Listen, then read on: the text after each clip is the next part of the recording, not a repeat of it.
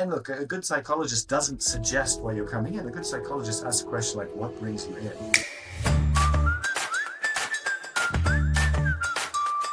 Today we're joined by Dr. Jonathan Marshall, Stanford PhD, Harvard postdoc, former naval officer who helped build what became Yahoo Mail, and now one of Singapore's leading executive coaches and psychologists.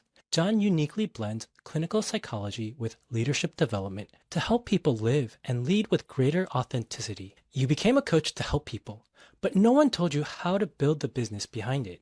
Welcome to Coach as Entrepreneur, the show for coaches building real businesses with systems, strategy, and heart. Build the systems, serve your client, and support your family. Jonathan, thank you for meeting us today. It's a real pleasure. It really is. Well, I might as well admit to everybody, I didn't even realize you were one of the people who built Yahoo Mail because I used an AI tool to pull information about you and then draft your intro. And then I've been so busy that I just saw it now. It was very, very exciting times. I lived in Silicon Valley. I was a Stanford student, and I just made one of those like remarkable mistakes. It was in the days when a lot of people didn't, like email was around, but when you rejected someone, you might send them a letter if they had a job application.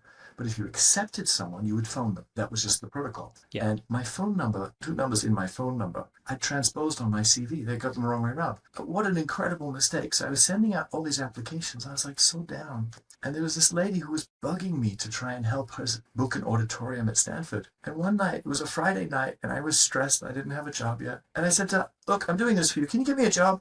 And she said, come Monday morning, 9 a.m. By Tuesday morning, I had a job. I was like, the valley was so hungry. She's like, anyone. I was like, I don't know anything about computer science. I don't know anything about anything. My interview was like, that's fine. We'll take you tomorrow. And it was a startup. It was called 411. And we were Hotmail. We had this really cool tech, which was you typed in someone's name and you might find their email address. Then the engineers were like, hey, Hotmail, there's this thing which is web-based email. What do you guys think? So we created Rocket Mail, and it was incredibly exciting. Like we had beds in the office, and there were like 20 of us, 24 of us. You could stay there till, if you were there at dinner time, which everyone was, like one of the engineers would walk past and you'd shout a number. And I just would shout any number. I didn't know what numbers these were. A Subway sandwich corresponding to that number. So if you chose a 23, you got a bologna sandwich, and bad luck to you. So everybody knew the right number. I was just like, let's just say a number. And we lived there. Going home was about like getting new clothes. And we were, at that time, 1 in 10 startups succeeded, and we were one of the 10. That was exciting times, right? Like crazy exciting. Now, you get emails, get an image in the email. What's the big deal? Yeah. I remember there was a little stampede. Everybody rushed to this guy's cube, Chang. Chang was like the guy who did graphics. And I was like, what's going on? I was like, come to Chang's cube. So we're walking into Chang's cube. All of us are crowded around as we're looking in the body of an email. The first time anyone had ever seen an image appear in an email, line by line. As the pixels are coming through the data. Yes. Yeah, exactly. One line at a time. And this was a T1 line. This is the fastest we could do. And we're looking at this going, oh my God. And I knew as I watched this, I was witnessing something important. But I had no idea image, web, email, it's all one. And I was like, wow. And I could talk about the email stories, like attachments. They were not called attachments. I don't know. We're totally digressing from coaching. Should I continue, or should we geek out later? We can geek out later, but I'm interested because it's like, how do you go from Stanford working with Rocket Mail, right, later to become Yahoo Mail, to becoming a coach? Like, what's that path to becoming a coach from Stanford? I wanted to go to grad school.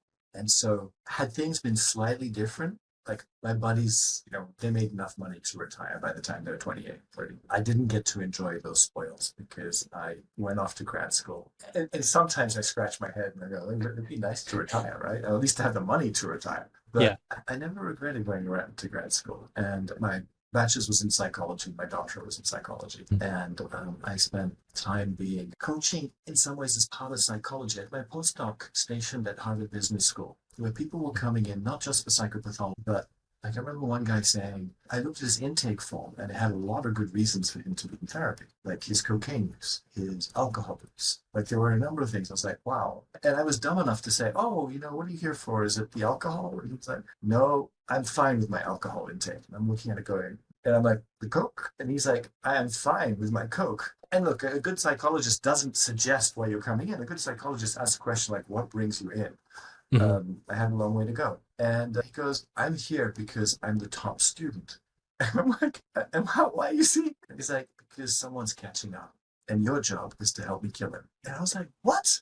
Like, what am I, why? Is like, I've become assassin assistant now? And what he wanted is he was self-sabotaging. He had, Hmm.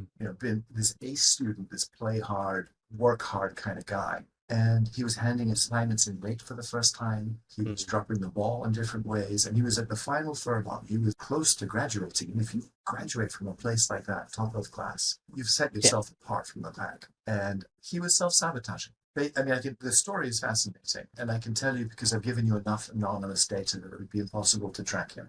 If I give anything that sounds unanonymized, you can assume it's not accurate. If I say Arabian prince, it probably means European princess. So his deal was his father was abusive and he hated his father. His father had graduated from a B grade business school and had been a mediocre businessman. But at some level, he wanted to look up to his dad. He was still a little boy inside, like all of us, it's like, I'm a Hmm. little boy too. I don't want to look up to my daddy. And if he graduated top of class in a very prestigious program, he at some level felt he would be betraying his father. So while he felt terrible hostility towards his father, he also longed to be the little boy who looked up to his father. And so our work was this mixture of how do you create performance? But in his case, to create performance, we also needed to do some depth psychology. And so when I kind of stood back from that, it's like I'm bridging these two worlds of performance and depth psychology. And I love it. I love doing it. And I went from there. So I became a faculty member starting the psychology division at Nanyang Technological University in Singapore. I'm originally from Singapore. I went over to the National University of Singapore teaching the psychology of leadership and dovetailed into that. But all along the way, I maintained a small clinical practice, but it became more and more focused on leaders and what Hmm. is it that leaders are experiencing. So till today, I maintain a clinical psychology practice and a more performance-oriented, sometimes with professional sportsmen, but leadership-oriented practice. And I Yeah. dovetail these two worlds of clinical work and So now you are mixing your coaching with your psychology, Yeah. right? And now you've been doing that in Singapore. When do you do kind of start to jump into coaching? No, it just happened. So there I was working supposedly with clinical populations, but it turns out people was coming to see me because their insurance would cover it for performance reasons. So they either wanted hypnosis to, do you think hypnosis can help me become a better goalkeeper? Or I want to join the Olympic team. And so somehow I got this reputation, I suppose.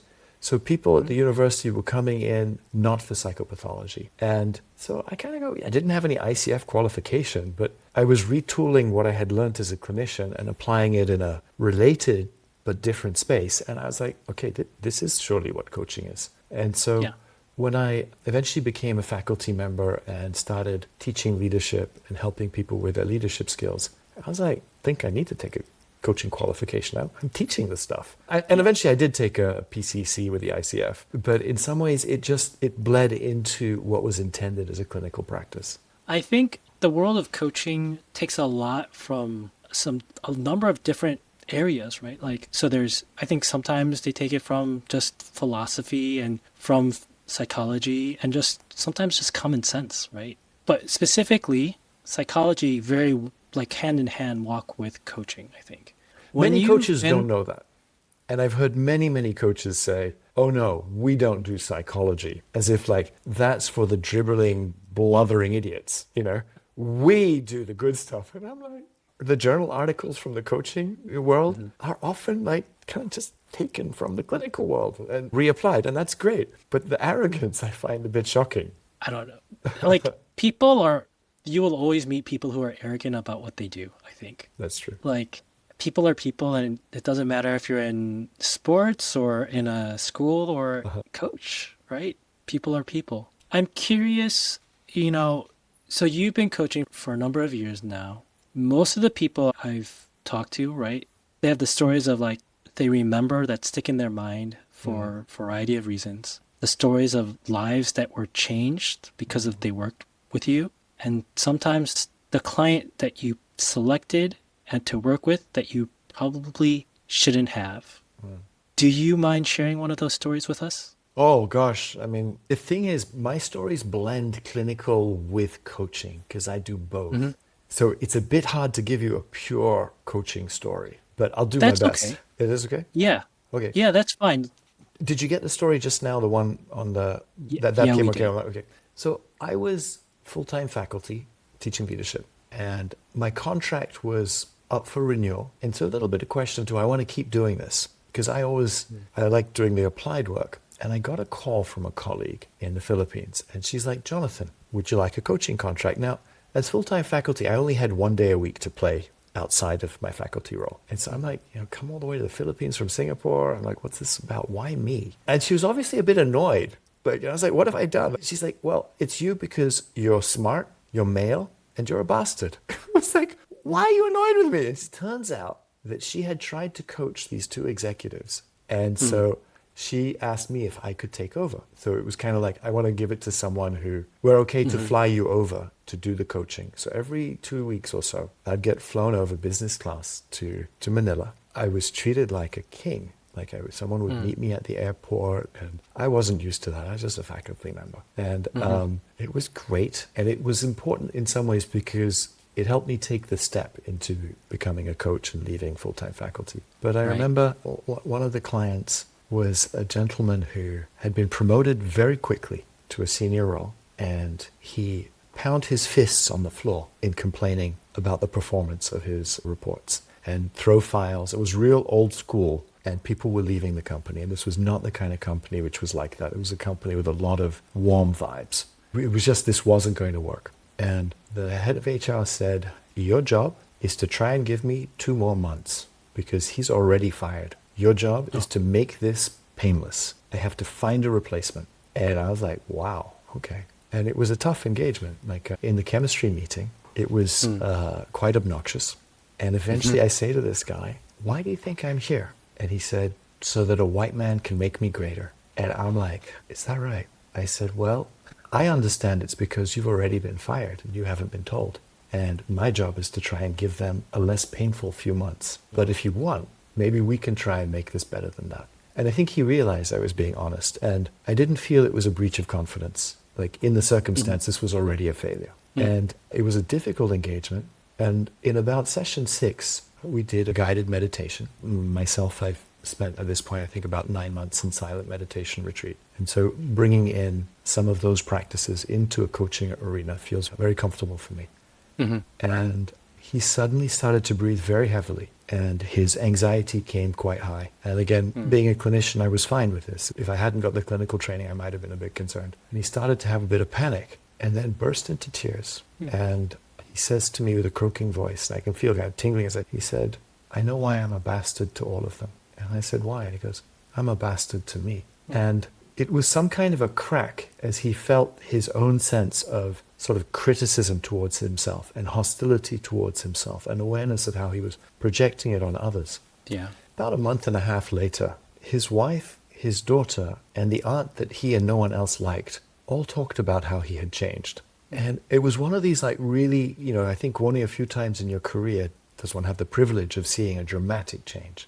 Mhm. And this was one of them, and it was really inspiring. By the end of the coaching engagement, I asked the head of HR, how was the job search for his replacement? And the head of HR said, no, we're not doing that anymore. And I kind of wanted him to say, well done, Jonathan, but he's like, no, we decided not to do it. And my narcissism is injured. But it was one of those like, wow, this can be powerful, really Mhm. powerful.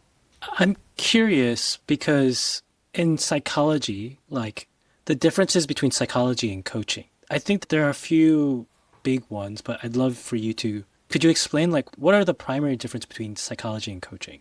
Sure. I mean, I think psychology as a field, in the way I see it, includes coaching. Unless you're talking about skills-based coaching, like playing soccer, If you're talking about psychological coaching, it fits within the Yeah. realm of psychology. In terms of clinical psych, which is one field in psychology and coaching, the line is fuzzy. This is how I see it. I have colleagues who see it differently. So, for example, if you're training someone to, as a coach, to fight in MMA fights, so like how do you do the psychology of coaching for an MMA fighter? It's kind of boxing.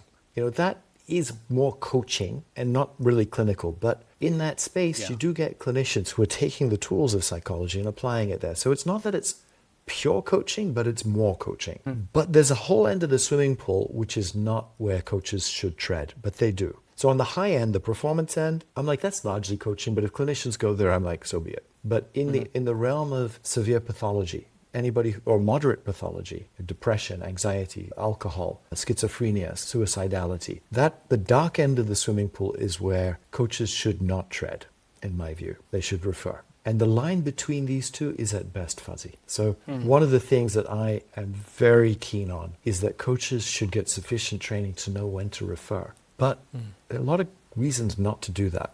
Like a coach can learn within one day how to be a very good referrer. I would say maybe 1 in 100 coaches is as knowledgeable as that. But it only takes 6-7 hours of training to be able to identify when you should refer someone for a clinical referral. And there are a couple of reasons I think it doesn't happen. One is it's inconvenient to learn. And the other is if you learn it, well, then you might refer your clients away and you might lose your clients. I gave a keynote to the ICF where one of the leading coaches in Singapore at the time kind of basically said, if I learn this, I lose business. It shouldn't be that way because people's lives are being damaged by the unwitting neglect of coaches who are not trained to see this is not a coaching client, or it might be a coaching client, but please let's just get a referral first, so check it out. So a coach, if you are struggling to build your business, right, then you would be concerned about losing business. But most of the coaches I've met, they're in the business of coaching not to make money, but to help people. And so I understand where he's coming from, but I haven't met a lot of coaches who would defer to let me make my money even at the detriment of my client. If you put it that way to them, they would wince. But that, depending where you are, a lot of coaches are keen on getting each other's lunches. Like not many people can make their living on coaching. Most coaches have at least one other profession.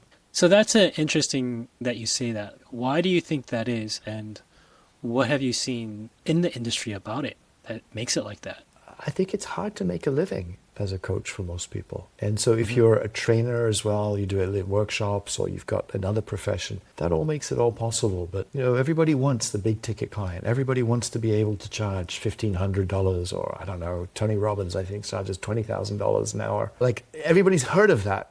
So if in the reality is to land a client, I've got to spend 15, 20 hours courting them, and then I'm making $200-300 an hour. It's a tough equation. I think it's hard. And we are a profession sometimes of imposters because much as I love my colleagues, and I have colleagues who I deeply, deeply revere, somebody with a nice suit and presents themselves well. And I was at a dinner a couple of years ago, and this very young person said, I only work with C-suite. And I'm looking at her going, I don't think you left college more than a couple of years ago. And it's not that, that's unreasonable, but I just kind of thought, I was looking at the sort of the gray-haired colleagues at the table thinking, every single one of them will work with different levels, not just C-suite. And maybe those who do work with just C-suite, that's fine. But I got the sense she was, and I thought, but you know what? Her attitude, she'll probably do well with that. It doesn't mean she's a good coach. She might be a better coach than all the gray-haired guys, gray-haired people. But who's going to know if I'm a good coach or a bad coach? They're going to go on reputation. But we don't have a good way of testing each other, of knowing who's better. And so we have a lot of people who, I think, without much training, without much experience, and with a lot of good marketing, do pretty well. So I'd like to unpack that a little bit, right? Because people like, the coaches like Tony Robbins, there are a couple of those people. They're the rock star, superstar players, right? Yep. The Michael Jordans, the Tiger Woods. But they put in a lot of time and effort. They built their businesses, right? And they grew there to that point. Not overnight, over a long period of work and effort. And I would imagine a lot of years of struggle at the same time, right? And now they have the system, the marketing, and they learn how to build their businesses. And I think that's really what I'm trying to go where with this show is, most of the coaches I've talked to, and I was just talking to the coach just prior to this, is that most coaches who get into coaching, from the conversations I've had, when they get into coaching, they don't think about it as a business. They get into coaching because they want to coach. But most of these people are coming from corporate roles, right? And the world of corporate, you have a brand, you have systems, you have teams. And so you have a whole support system. You don't have to build it all from the ground up. You walk into something pre-built with systems and structure in place. And most coaches, when they become a coach, they don't recognize that they're starting from ground zero and they have to start building every piece of that business one by one. And so that's where like the awakening, like it's hard, right? So many of the coaches I've spoken with, they'll say, I got certified, I got my license, I got my ICF, ACC, PCC, whatever, right? I know how to coach, but then how do I get my clients? And what everybody tells them is talk to your network, do coaching for free, find 5-10 people and coach them for free.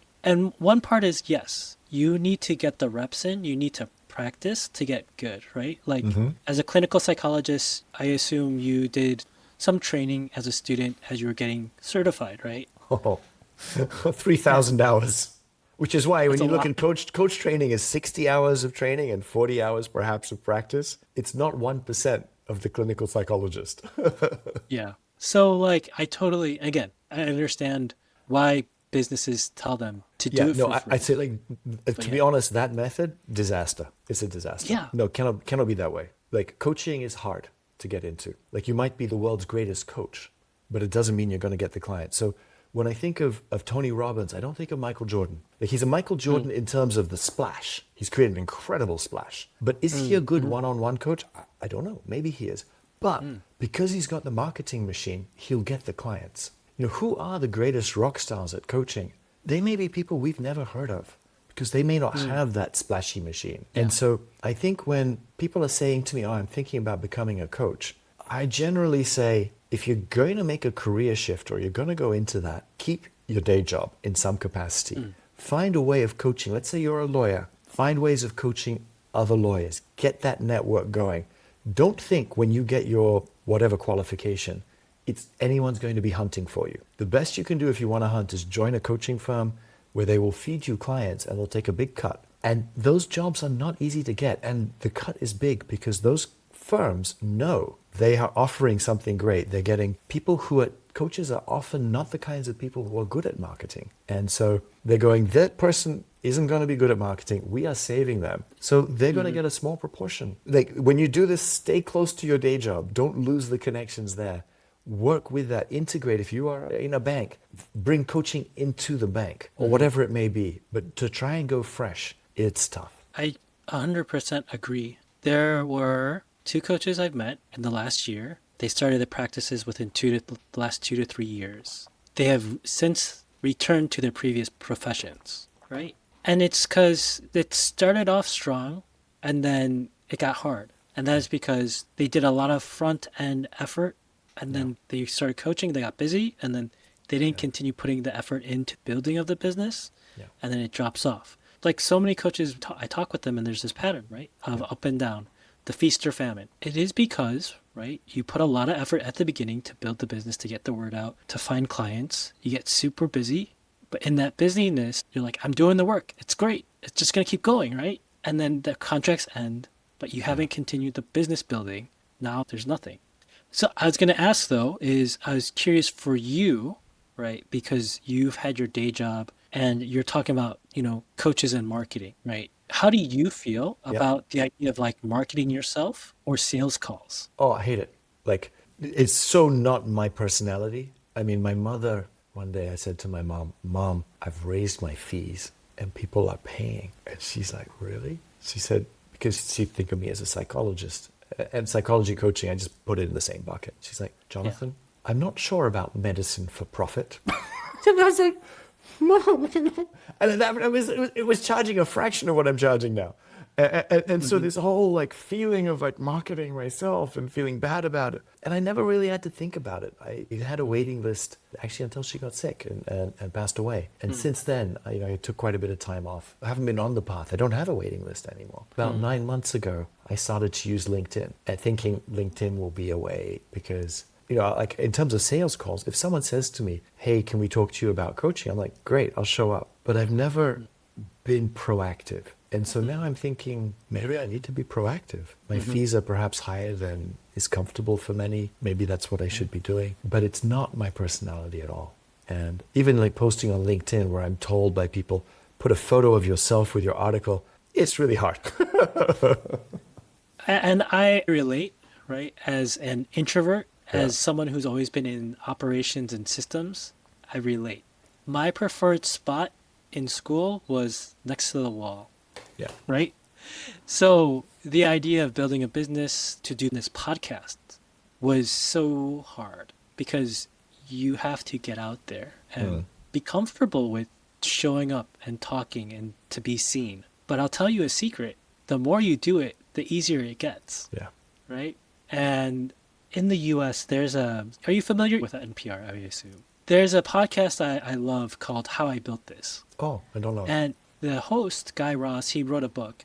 And I remember listening to him. He was doing his book tour. And somebody asked him a question about, what's something interesting that you learned about entrepreneurs and business people? And he made a comment that stuck with me for the last few years. And he was saying that a surprising number of entrepreneurs are Mormons, which is like, you raise your eyebrow, right? And he related it to this. Once they get to a certain age, they do their, I think, 2 years of missionary work. Yeah. All of them. And so they go out there and essentially get the door slammed in their face every day. And they just get used to being told no. Interesting. But, you keep doing it, eventually somebody says yes. Yeah. They get used to it and they learn a lot of people will say no, but somebody will say yes. I have a similar but very different story, a different category. Like, I remember this business leader, he said, how did you get so effective? He goes, well, there was this book I read. And I was like, oh, interesting. And then another business leader said, yeah, it's not related to my business, but I feel very grateful to this book. And 2 or 3 business leaders talked about this book. And I'm like, I got to read this book. The book was The Game. Are you familiar with The Game? I've heard of it. I haven't read it, but I'm familiar. It's a book on seduction. It's a book on how a guy can seduce a woman. I was like, look at this. I said to him, I was like, how does this have to relate to your success? And he's like, well, it kind of taught me how to approach people. Getting rejected from women in a bar, I guess, or people when you're trying to evangelize. Formulas help. Yeah.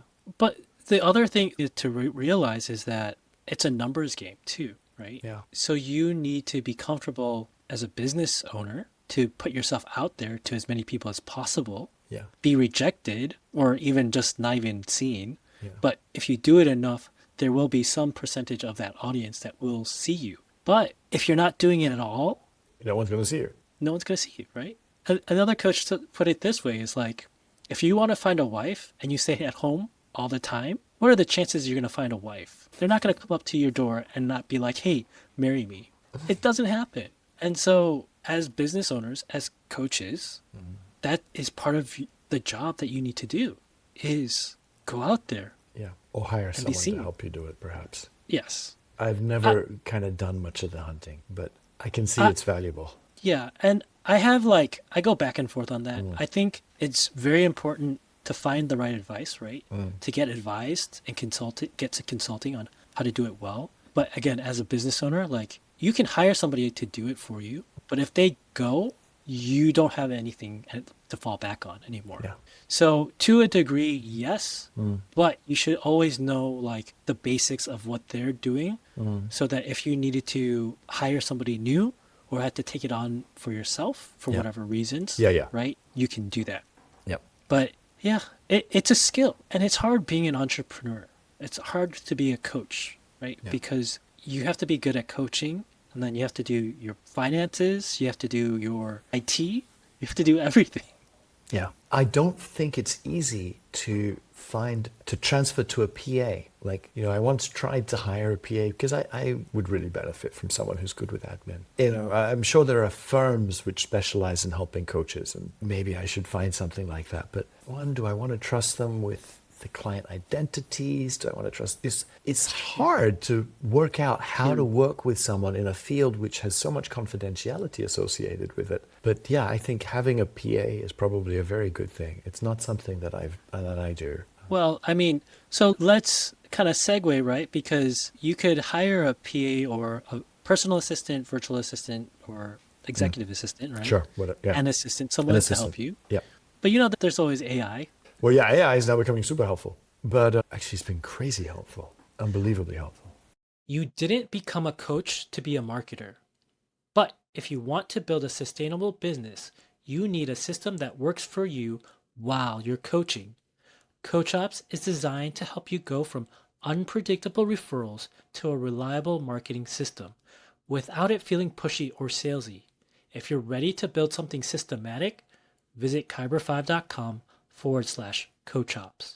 So it's like either you trust your data with some assistant or you trust your data to the machine. Oh, that's scary. Yeah. Right. But either way, at some point you gotta learn, you have to be able to trust. And I think as well with client data, like you can have most of the confidential stuff secure in your side of things. Mm-hmm. We can talk about this more later, but I'd love to. and just have your assistant just handle scheduling, right? Yes. They don't need to touch the client work. Yeah. They just need to make sure they're scheduled. They don't need to know the details, right? Actually, scheduling is something that very early on I use software for. And I've built my own software for it because I haven't been keen on the stuff that I found. And there's such a lot of good stuff out there, and I think it's great that people use it. But there's actually a big hole in this whole like scheduling and billing world. Like, really, there's nothing out there. And I've spent a couple of hundred hours testing out the different scheduling softwares. And in the end, I just went back and I was like, okay, because my old software was dying. It was limping along. Yeah. I'm like, I'm just going to have to, I want the experience of my clients to feel boutique. I don't want them to be dealing with. And so I'm just like, yeah, okay, paying programmers to build a software. And fortunately, with AI, I feel much more comfortable because I can have AI check the software for any potential backdoors or any of the things that I'm afraid of, which I can't do on my own, because that sort of stuff, it's hard to trust anybody. Like someone builds you a nice piece of software. How am I going to know if there's a backdoor into it?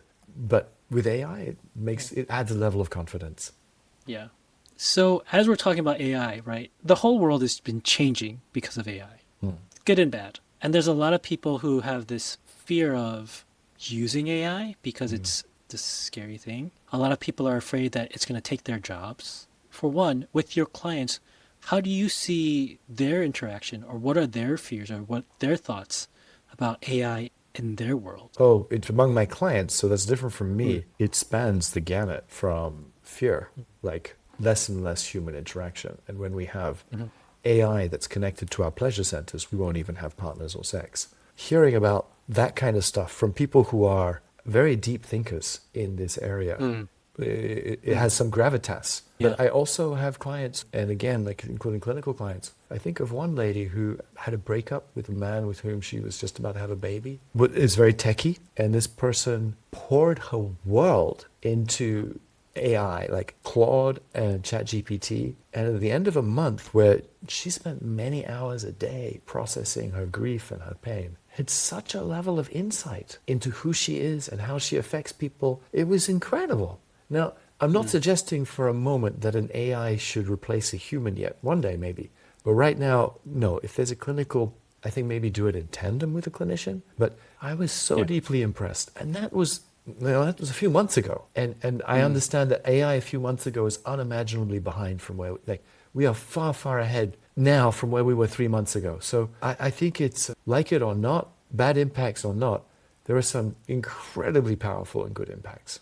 And how do you see that impacting the way you work with the leaders you work with, right? I think it'll change everything. I think before I retire, a grad student with a good knowledge of AI and AI kit will be as good as a veteran in this field. I have dreams of this machine that I want, this one I want to build. So, I helped out a while ago with internet stuff and creating Yahoo Mail. There's a machine I really think is going to change the experience of coaching and psychotherapy. Something that will help us read what we cannot retain in our head or see. Something that will process on the spot. Something that will measure eye pupil dilation. Something that will help us see a client better than we can now. Like, I'm blown away. Like, when clients have said to me it's okay to transcribe. So a couple of my clients have let me experiment with this. And I'm helping a hardware firm in the UK, design a piece of hardware to create transcriptions of psychotherapy sessions, hopefully for the National Health Service. This has to be done with unbelievable amounts of security and no cloud anything and no internet. It's apparently very technically hard. I'm a professional listener. And to go, AI will come up with 8 key topics, and I come up with 5. And I'm like, and I'm a pro. It's humbling, and it's used well. It will turbocharge our work. I mean, I can go on about AI stories. Well, I would just say that for myself, I know that I am not always 100% present in a conversation, right? I have a smartwatch, I have my phone, I try to keep those off, but, I have it so that if my wife sends me a message, I'll still see it because it's usually will be urgent if it's during work hours, right? So then, that takes you're distracted. And so the machine is never distracted. It picks up, it can listen and transcribe all that. And as you're talking about this, if you're recording the audio, not just recording, but recording the audio and video, right? As you were talking about conceivably, this could be huge. Vocal inflections, there's so much to that could be recorded and understood over time, because that won't be perfect for a while, but it can be really groundbreaking. It'll be interesting to see its impacts on businesses and leadership, right? Because the way I see a lot of people use it is trying to just do the work for me and let me just take the credit, right? Not to really think about it, but just do the work for me. And then, so how do you use this tool, right? Because AI is a tool. How do you use that tool to supercharge your strengths? How do you use it to cover over your weaknesses, right? And make you just a better performer? If you're already a high performer in a business, how do you use AI to become a super performer, right? For the business, I don't know. It depends on everybody, I imagine. But I know for my work, what I found helpful is a few months ago, I put anonymized data. I have an AI which is sequestered. So I'm not worried about training data. All the same. I fed it the data anonymized about a client, and I put it into 2 different AIs. And one AI gave me a bog standard approach. And I was like, that was boring. The other AI gave me an approach I'd never heard of. And I contacted 2 friends of mine who are professors. And I'm like, you ever heard of this? No one had heard of it. And this was an approach that is fresh off the press. Few people have read the journal articles because there are so few of them and they're so new. And it was a fantastic fit. And I just thought, wow, I would not have found that without AI. I don't know anybody who, it's just so yes, I think it's going to make a tremendous difference, turbocharge our work. As little as 1 year ago in Singapore was saying, AI can't touch this field because it's human. And I'm like, we already know that's not true. That was a year ago. It's moving at an insane rate, honestly. Every day, every week, something new is coming out. But let me try to bring this conversation back to more of the coaching world. So you have something around 30 plus years of expertise, right? Within the world of coaching and consulting and psychology, right? Yeah. What do you see and you work with, CEO, C-suite to martial artists, right? And clinical populations, trauma and that kind of thing. The overlap is where I see probably more than, between the straight clinical, the straight coaching and the overlap. I imagine the overlap is where I have most of my clients. So here's the question though, and this is the one that my AI assistant is asking, which is, what's the psychological price with CEOs and competitive martial artists?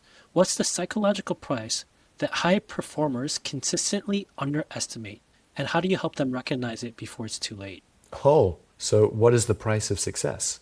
Is that what you're asking? Yeah. Oh, I think that's a fantastic question. Congratulations to Claude or whoever that was. But please take the credit. In my experience, an enormous amount of our drive for success comes from anxiety. if I think I'm a marginal person, I might be more inclined to become a politician. Or actually, it works backwards. When I've worked with politicians, I haven't worked with that many. Their core belief is often I'm marginal. From mixed martial artists, when I used to work with them, many of them, like their core belief was something like, I'm weak and pathetic. And you're going to go, lethal weapon. You are a very dangerous person. How could you ever have the thought that you are weak and pathetic? For lawyers, it's often I'm inadequate. You think about how much education does it take to be a lawyer? For people in the helping profession, psychiatrists, psychologists, I found a disproportionate number, it's often I'm unlovable. And yet it's a profession which is all about caring. And so what I think is going on when we strive for success, no matter in what domain, is that we're answering the call of an insecurity. So if my thing is, nobody notices me, and so I go out there and I want to get elected to compensate for this deeply held belief that nobody notices me, or I'm striving so hard to get like the professorship or some academic thing because I fundamentally believe I'm stupid. That when we get that prize that we've worked so hard for, we get this blip of pleasure, and then we're back to where we were before, roughly. Because the fundamental wound, which is this insecurity, is not going to be satiated by any kind of success. So be it the MMA fighter who wins a title belt, or the CEO who goes IPO, given that many of them are doing so because of a sense of insecurity inside, that insecurity is like a hole in a bucket. You can pour into the bucket all kinds of success, but it leaks out and leaves you still wanting and feeling uncomfortable. So it's the disappointment that comes with success. I'm not saying there isn't lots of happiness with success and you get the millions of dollars and all the rest of it, and maybe you become more attractive and you can find that fabulous wife or whatever it is.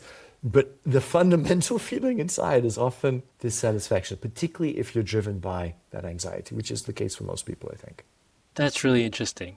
So essentially what you're saying is if somebody the thing that drives many of the successful people that you work with is something that is often probably negative that they see in themselves. It's the opposite. They're compensating. Right. And so even if they're able to become successful in the eyes of everybody else, right, will they never be successful in their own eyes? That's the issue. So may I give an example? This was not my client, one of my supervisors. And I was in a milieu where there were indeed a number of Nobel Prize winners. And he explained that he was working with a Nobel Prize winner who was a rather young one and had a heart problem and was in hospital. And this Nobel Prize winner's mother shows up and said, "You're just like your father, that stupid idiot. He had a heart problem at the same age." And this led to a cascade of depression and self-hatred and why am I so stupid and unworthy and a loser like my father? And this psychiatrist was saying to me, is that not remarkable? One of the most extraordinary people in his field today believes he is a loser, a stupid loser. So even winning the Nobel Prize can leave you feeling empty. So because that is a pretty depressing point, how do you help people out of that? What are things that people can do to live beyond that? What is the thing that you help them through? How do you overcome that? I think there's kind of a covert and there's an overt way. The overt way, if they'll let you, is to be aware of what's driving you. Now, many of them, they don't want to know. I just want to go IPO. I just want to kind of get CEO. And so in those cases, I'm like, well, let's do it. But along the way, let's be aware of where the drivers are. And so it's not totally covert, but I'm trying to look at what is the overall well-being of the person. It's not just to go IPO. But for those who are interested, it's like, where is the hunger? The hunger is in, let's say in a case like that, it would be that I feel like I'm a stupid person. Or one of these MMA gentlemen told me about how I used to be effeminate. And I remember I went to karate class and the teacher used to mock me. And I felt like he used to call me a silly girl. And you could feel in this man, this very scary man, this very tremulous little boy who felt humiliated for being told that he was a silly girl. And that was fueling, part of the fuel that made him wanting to defeat the insecurity by becoming a title belt holder. And so by knowing the pain and being aware of the pain, and this is where mindfulness has changed a lot of people's lives, by simply aware of it and feeling it and knowing it, one, have the insight to see its power and that it is creating these false goals, these illusions, these like mirages in the desert, which will be empty when we get there. Also, by feeling and knowing the pain, the drive, the push from our insecurities becomes less. And it's not just the super performance, and this is just my own way of looking at humanity. This is not something I know of in a textbook. I think we're actually evolved for all of us to carry these fundamental insecurities. And it behooves all of us to know what they are, to see their influence in the mirages they create, and also to heal them by knowing them. And then we can do deeper work if we want by understanding the patterns. And that's where I bridge the clinical work in. So I'd be happy to explain why I think we've evolved to have this, if that's helpful. I mean, helpful to me, yes. I kind of think, I don't know if we arrive in the world tabula rasa, but let's say we do. I think of us as a bit like a pane of glass. Something will shatter that pane of glass. We are evolved to have a shatter pattern. And it could be, if you're a very privileged person, like the big crime, the big pain in your life was mom was late picking you up from school by an hour and you thought you were going to die. So you might have an abandonment fear. Other people, and not to mock that, like the fears go deep, no matter, the crack goes wherever it goes. For somebody else, it could be terrible abuse or neglect. I feel unsafe in the world. Whatever it is, we each, like a pebble shattering a piece of glass, there's a different pattern for each of us. And we spend the rest of our lives trying to make good on that pattern. For you, it might be, nobody cares about me. For me, it might be, I'm unworthy. Like they're slightly different, but not very. And that we're evolved to have this because it pushes us to push. It's beneficial for society if we're all hungry to push the limits to make change. It's not good for the individual. For the individual to carry a neurosis that means I have to win. Well, Michael Jordan won a lot of stuff. Congratulations to him. Did it make him happy? I don't know. Maybe it did, maybe not. So that's why I think we're evolved to have it. And I think I've maybe met 6 people in my life who I don't think have it. And they are extremely unusual people. Jonathan, I've really enjoyed this conversation, but we got to kind of bring it to a close now. But before I do, I usually close with a few questions. The first one is, for you, as you've been building your business, what have you learned about yourself as you've built your business? I think it's one of the great privileges in this work that we get to learn about ourselves. So when I'm with a client and I feel a disproportionate reaction. So for example, you talked just now about feeling distracted. If I notice I'm feeling distracted with a client, I get to ask myself, how come? Is it that I didn't sleep enough? Or is it something about this client is upsetting to me? And why sometimes is it not upsetting to me? So a client of mine said to me how his big desire is to put a baseball bat through a white man's head. And I'm like, how safe am I in this moment? And yet I was surprised. I didn't feel threatened. What was it about me that in that moment I was not afraid? But in other moments I can be reactive and annoyed. So it encouraged me to both step one step back to observe myself, that I've learned more to do, as well as to trust the random thoughts and intuitions in my head. If my intuition is saying I'm safe, or if my intuition is saying this person reminds me of, like the other day I said to someone, yeah, you remind me of an oily puddle. She's like, what? I'm like, I was deliberately being provocative, but it's like, it was a very appropriate image because this lady was reflecting everybody else's glory, but she herself was only showing a thin part of who she was. She was hiding herself. Like an oily puddle, like it can reflect all kinds of nice, colorful things and the tall buildings around it, but it doesn't really show its depth. And so allowing myself to come up with these images and these intuitions has been something I trust myself to do better now. Like I feel good about a system that is in my mind that is not controlled by rational thought. Oily puddle. Okay. Poor lady. I mean, the explanation makes a lot of sense, but they'll remember you forever. Yes. And deliberately so. This was someone where the provocation was deliberate in a way. And so by having the counterpoint, I think there was a sense of delight, but also humor. With another client, that would have been considered insulting and it wouldn't have been good. So last question before we close, which is, what's one piece of advice you'd give to somebody who's considering becoming a coach? Try not to depend on it financially, at least not to begin with. Get really real about the financial side. Try and you'll hear stories about, $30,000 contract. Just get really real about that and do this if you can for your own edification and enjoyment. I think like any art, if you become dependent on it for finances, it can steal the joy away. And I think of coaching as art as well as science. And if you can find a way of engaging in it that doesn't put pressure on you financially, well, inadvertently the finances may come and you may enjoy it more. Yeah, it's not the easiest field in which to make money, much as people will tell you otherwise.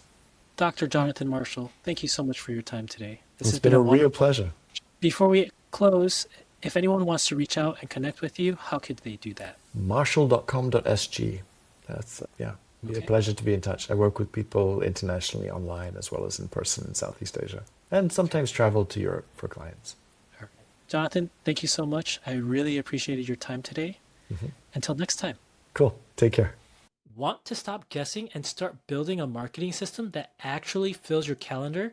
Head to kyber5.com/coachops and let's get systematic. That's it for today's episode. I hope you grabbed something useful you can actually apply in your business. If you did, leave a comment or share it with a friend. And hit subscribe if you haven't already. I'll catch you next week.